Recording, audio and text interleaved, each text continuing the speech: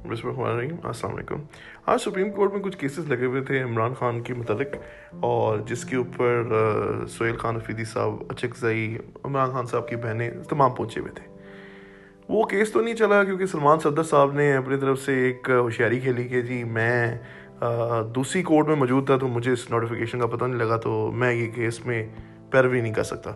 उसके बाद chief justice ने इस केस को गैर मुअय्यना मुद्दत के लिए मुलतवी कर दिया, इस बुनियाद पे कि हमें कोर्ट का ऑर्डर भी नहीं मिला, तो हम कैसे इस केस को सुन सकते हैं। तो अब ये केस मुलतवी हो चुका है। आज पीटीआई की तरफ से कुछ ऐलानात हुए कि आज हम धरना ख़त्म करने लगे हैं, और अल्लामा नासिर अब्बास साहब, महमूद खान अचकज़ई, ये इमरान खान के बड़े रिप्रेजेंटेटिव बने हुए हैं, तो इन्होंने ऐलान किया कि जी फ़िल वक्त धरना की कोई ज़रूरत नहीं है, तो इसलिए हम ख़त्म करने जा रहे हैं। तो अब ये है कि नेक्स्ट लाए अमल हम रमज़ान के बाद देंगे। उसके बाद अल्लामा नासिर अब्बास साहब ने यह भी कहा कि मैं चाहता हूँ कि इमरान खान के साथ उनकी घरवालों को मिलाया जाए, और जो डिमांड्स है पैनल के डॉक्टर्स की, उसमें इमरान खान साहब के मालजीन को भी शरीक करें, और ताकि वो इमरान खान को लुक आफ्टर कर सकें। इसके बाद धरना ख़त्म कर दिया गया, और फिर कुछ देर बाद सोहेल खान अफरीदी साहब ने प्रेस कॉन्फ्रेंस की। आपको पता है सोहेल खान अफरीदी के ऊपर बड़ी बड़ी नज़रें इस वक्त बैठी हुई हैं कि वो क्या करेगा। उन्होंने प्रेस कॉन्फ्रेंस की, उसके बाद उन्होंने कहा कि अब हमने धरना ख़त्म कर दिया। हमारी क़यादत जो थी महमूद खान अचकज़ई और अल्लामा नासिर अब्बास साहब ने ये फैसला किया कि हमने धरना ख़त्म कर दिया। देखिए, हमें जो कहा गया था हमने वो कर दिया, लेकिन मैं यहाँ बड़े चंद पॉइंट इंपॉर्टेंट जो है वो यहाँ मैं करूँगा। उन्होंने कहा कि जी मैं एक फ़ोर्स बनाने लगा हूँ जो इमरान खान की रिहाई के लिए काम करेगी। उस फोर्स के अंदर आम आवाम भी शामिल होगी, उस फोर्स के अंदर पीटीआई के वर्कर्स भी शामिल होंगे, उस फोर्स के अंदर आईएसएफ के लड़के भी शामिल होंगे। ठीक है, उन्होंने बनाई है अब ये फोर्स, लेकिन उसके बाद जो उन्होंने बोला कि अब ये फोर्स रमज़ान के बाद काम करेगी, और उससे पहले ये काम नहीं करेगी, क्योंकि रमज़ान का हमने एहतराम करना है, और रमज़ान के अंदर हम कोई भी एहतजाज की तरफ नहीं जाएंगे, और रमज़ान के बाद मैं अगला लाहेमल दूँगा। तो अब ये बेसिकली ये बात अब ईद के बाद पर डाल दी गई है। इमरान खान को इस वक्त ज़रूरत थी इन सब की, पीटीआई वालों की, लेकिन इनमें से कोई इमरान खान के साथ खड़ा नहीं हुआ। इस वक्त पार्टी के अंदर सियासत चल रही है, पार्टी के ऊपर काबज़ करने के लिए इन लोगों को यूज़ किया जा रहा है। अली अमीन गड्ढापुर ने जिस तरह बैठ के, मखदूम है एक एंकर पर्सन है, उनके साथ बैठ के जो इंकशाफात किए, वो साफ नज़र आ रहा है कि पार्टी के अंदर तफरका पैदा करने के लिए ये सारी चीज़ें की जा रही हैं। इस वक्त सोहेल अफरीदी के साथ अवाम ने बड़ी उम्मीदें लगाई थी।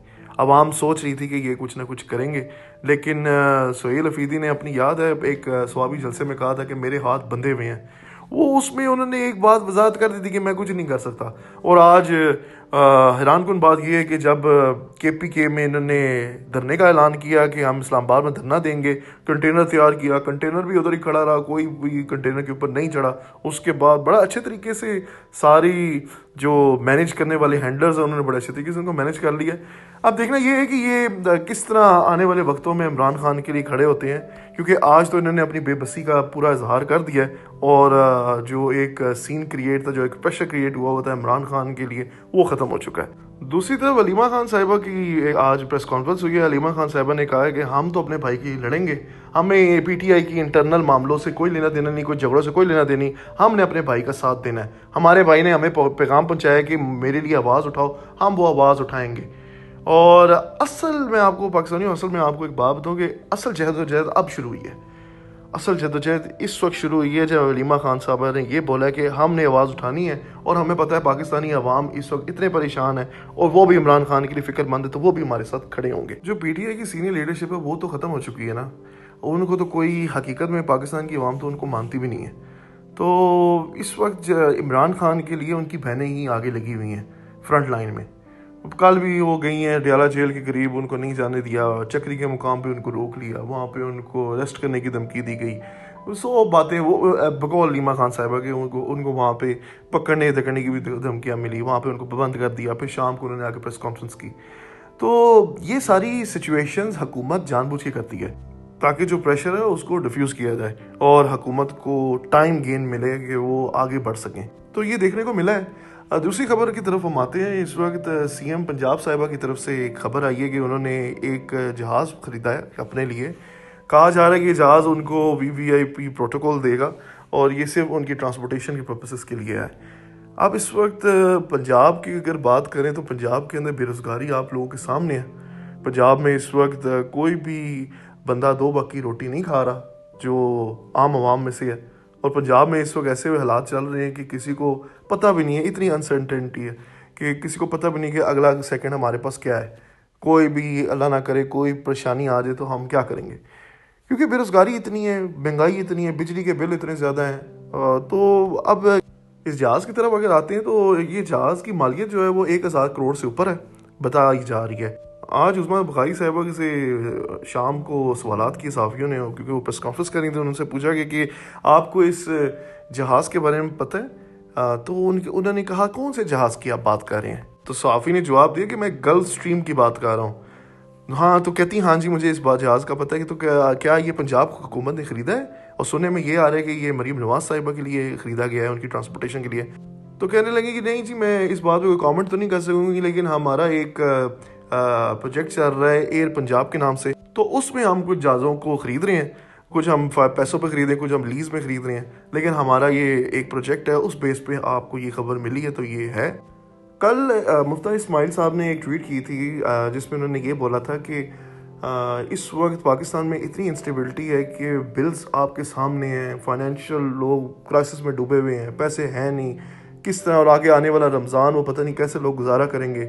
आपको चाहिए था कि आप पंजाब के अंदर कोई फैसिलिटीज़ पैदा करते, जबकि आपने प्रायोरिटी एक जहाज़ को ख़रीदने में दी है, वो जहाज़ जो इतना महंगा है।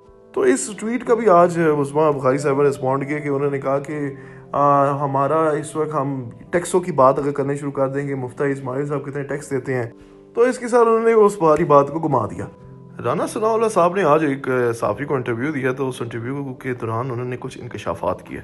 उन्होंने कहा कि 2 दफ़ा इमरान खान से डील की गुजारिश की गई थी और उनको कहा था कि हम आपसे डील कर लेते हैं, और उनको 2 दफ़ा डील की दावत दी जो उन्होंने नहीं मानी। इमरान खान साहब को बार बार हम कहते रहे हैं कि अगर आप डील कर लें तो आपके बारे में सोचा जा सकता है। तो इमरान खान की तरफ से अगर बात की जाए तो वो तो एक नडार आदमी है। उसकी अगर हम बात करें तो उस बंदे ने तो एक दफ़ा भी जेल में बैठे ये नहीं कहा कि मुझे यहाँ से मेडिकल ग्राउंड से बाहर निकाला जाए। हाँ, वो ये ज़रूर कर रहा है कि यार मेरा ट्रीटमेंट करवा दो, मुझे जो बेसिक नीड्स है एक जेल में रहने के लिए वो मुझे दे दो, बाकी मुझे किसी चीज़ की ज़रूरत नहीं है।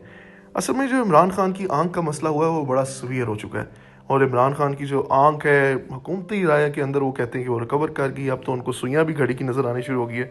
ये वैसे उन्होंने एक मुबालगा छोड़ा था क्योंकि इमरान खान के ऊपर घड़ी का चोरी का इल्ज़ाम ये लगाते हैं कि इमरान खान ने तोशा खाना से घड़ी ली है, तो खैर वो उनकी एक है, उनको एक पॉइंट मिला वो स्कोरिंग के लिए। तो इमरान खान के ऊपर ये बात इसलिए कही जा रही है कि वो डील कर लें, क्योंकि इमरान खान को उन्होंने पाकिस्तान से बाहर भेजना है। वो कहते हैं पाकिस्तान से बाहर चले जाएं, बाहर की ज़िंदगी इंजॉय करें, अपने बच्चों में घूमे फिरें, पाकिस्तान को भूल जाएं। इस वक्त जो पाकिस्तान की डिसीजन मेकर्स हैं वो यही अब चाह रहे हैं कि इमरान खान को किसी तरीके से यहाँ से भेजा जाए, वो अपने यहाँ से चले जाएं और अपनी ज़िंदगी को अब रिटायरमेंट की तरफ ले जाएं, ताकि हमारे साथ हम जाने यहाँ पे हमारी चीज़ है, हम जिस तरह मर्ज़ी चलाएं, जिस तरह उनकी मर्ज़ी से चीज़ें चलती हैं। तो ये एक उनका ऑब्जेक्टिव था सारे मामले का कि उनको बार बार उन्होंने डिस्क्लोज आज राना सनाउल्लाह साहब ने किया कि इमरान खान को 2 दफ़ा हमने डील की पेशकश की है, लेकिन उन्होंने नहीं मानी। इसके साथ आखिर में मैं कुछ पॉइंट्स ज़रूर दूंगा अपनी तरफ से। जो सुहेल खान अफरीदी ने नई स्ट्रेटजी बनाई है, वो कहते हैं कि यार मैं अब चाह रहा हूँ कि हम ये धरने की सियासत जो मुझे लग रही है वो अब धरने शरने ख़त्म करने का पूरा माइंड बना चुका है, क्योंकि आज सुबह उसकी लिमा खान साहिबा से भी मुलाकात हुई है और उसमें उन्होंने यही बात पे एक कंसंट्रेट किया कि अब हमें धरने की सियासतों में नहीं घुसना। अब ये जो एक फ़ोर्स बनाने का मकसद है, इसमें ये अब इमरान खान रिहाई फ़ोर्स इसको नाम जो दिया है, इसमें ये मुल्क गिर एहतजाज नहीं करेंगे, जबकि इसका मकसद मुझे जो लग रहा है ये लॉन्ग मार्च करेंगे, या ये अडयाला जेल की तरफ जाएंगे, तो ये या तो इस्लामाबाद और इधर उधर ये सारा पैक कर देंगे। अब आने वाले दिनों में पता लगेगा कि ये क्या होने जा रहा है।